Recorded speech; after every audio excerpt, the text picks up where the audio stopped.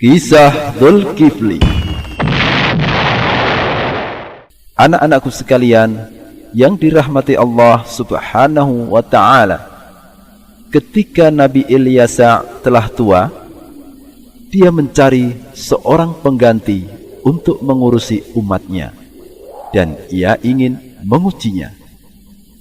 Maka Nabi Ilyas mengumpulkan umatnya dan berkata kepada mereka, "Barang siapa yang bisa menerima 3 syaratku, akan kuangkat sebagai penggantiku. Syaratnya adalah, jika siang hari ia harus puasa, malamnya melakukan sholat malam, dan tidak boleh marah." Anak-anakku sekalian, semoga Allah menjadikan kita orang yang bersabar. Maka berdirilah seseorang yang dipandang hina oleh manusia. Dia berkata, "Aku." Nabi Ilyas berkata, "Apa kamu mampu untuk puasa di siang hari, melaksanakan sholat malam, dan tidak marah?"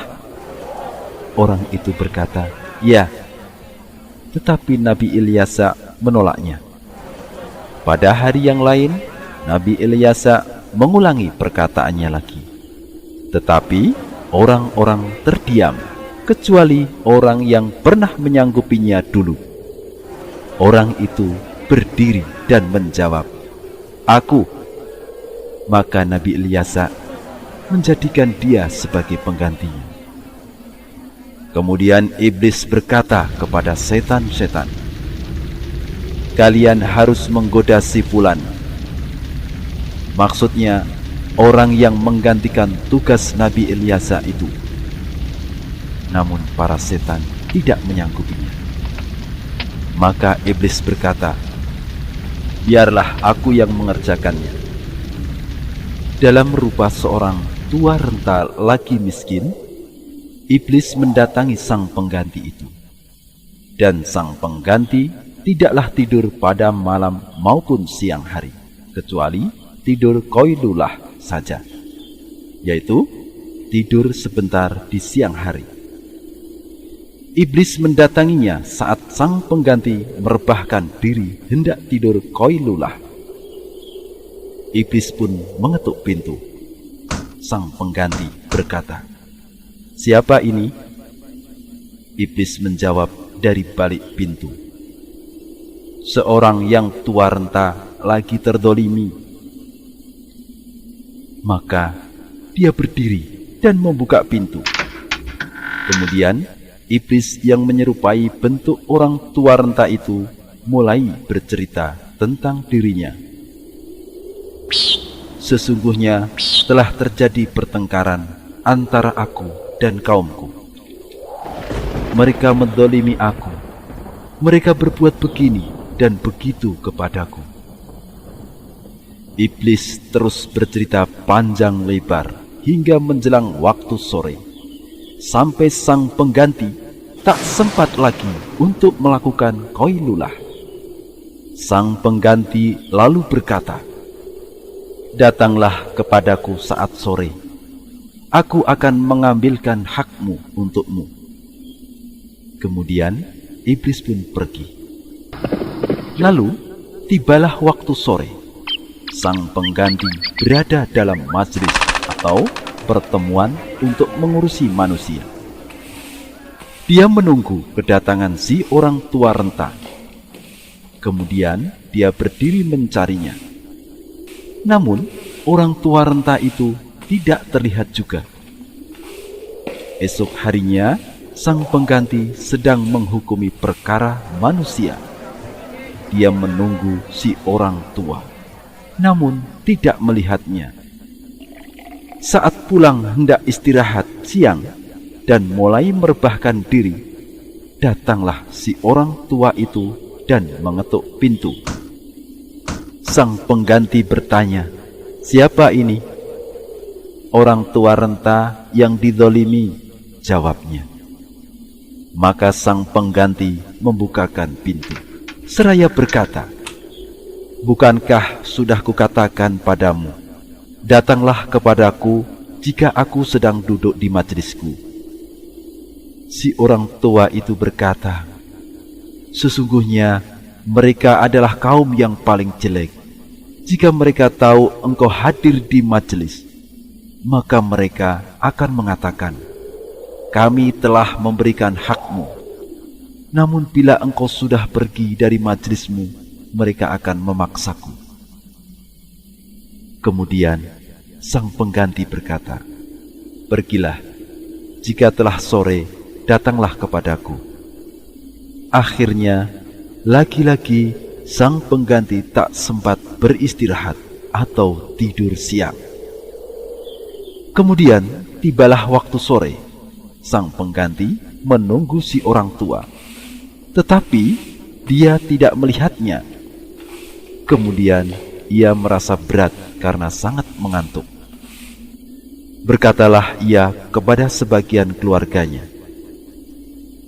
jangan biarkan seorang pun mendekati pintu ini sampai aku tidur. Aku telah terbebani oleh rasa kantuk. Waktu itu lagi-lagi datanglah si orang tua.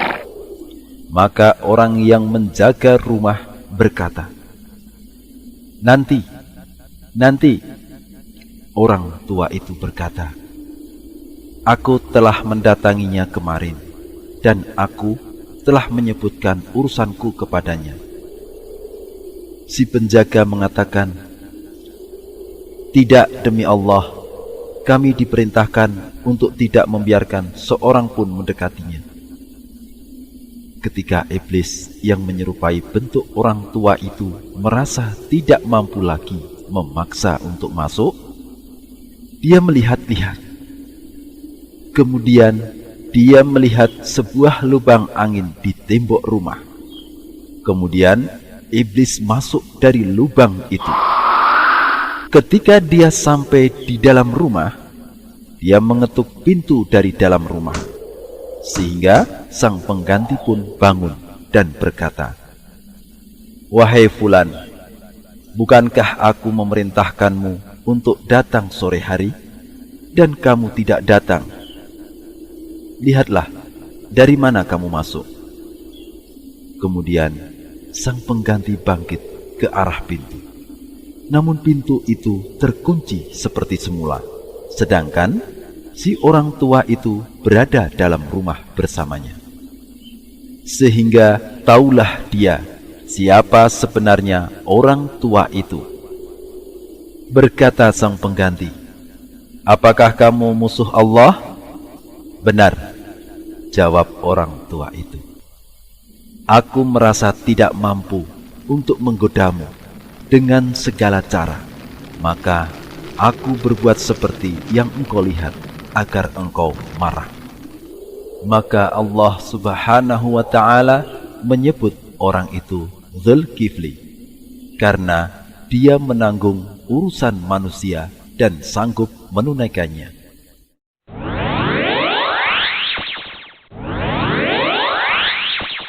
Adik-adikku sekalian yang dicintai oleh Allah Subhanahu wa ta'ala, sekarang mari adik-adik menyimak faidah-faidah dari kisah Dzulkifli.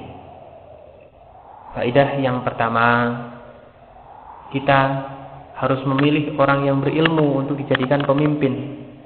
Jadi orang yang dijadikan sebagai pemimpin haruslah orang yang berilmu, bukan orang-orang yang jahil dan orang-orang yang bodoh. Tapi kita harus memilih orang-orang yang berilmu di antara kita. Kemudian faedah yang kedua, kita tidak boleh melihat seseorang hanya dari penampilannya saja, tapi lihatlah dari hati dan ilmunya. Kita tidak boleh melihat seseorang hanya penampilannya saja. Oh, penampilannya seperti itu. Kita tidak boleh menilai seseorang dari penampilan, tapi kita menilai dari hati dan ilmunya. Kemudian faedah yang ketiga dari adikku sekalian, jika kita telah menyanggupi sesuatu, maka kita harus menunaikan semampunya.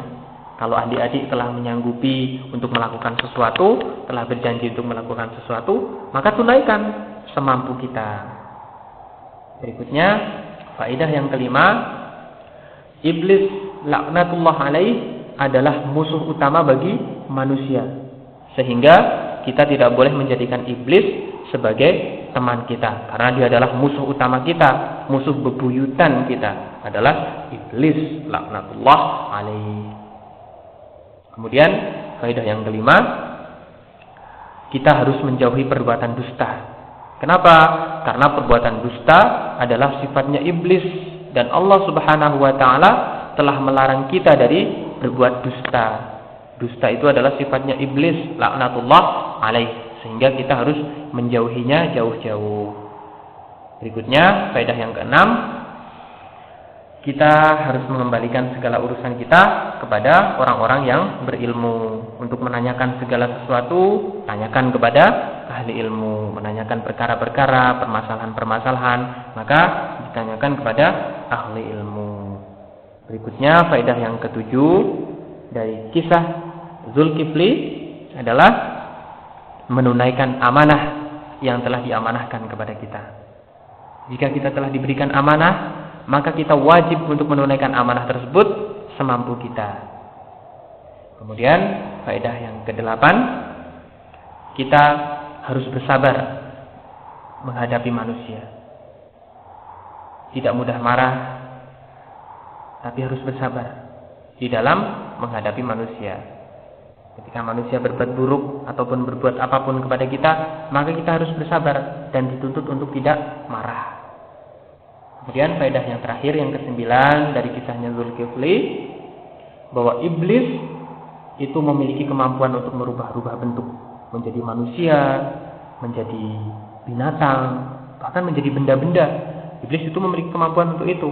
Allah Subhanahu wa taala memberikan kemampuan kepada iblis untuk berubah-ubah bentuknya. Demikianlah tadi adik-adikku sekalian, faedah-faedah berharga, pelajaran-pelajaran berharga yang bisa kita ambil dari kisahnya Zulkifli, dan semoga kita semua bisa mengambil manfaat dari kisah Zulkifli tersebut.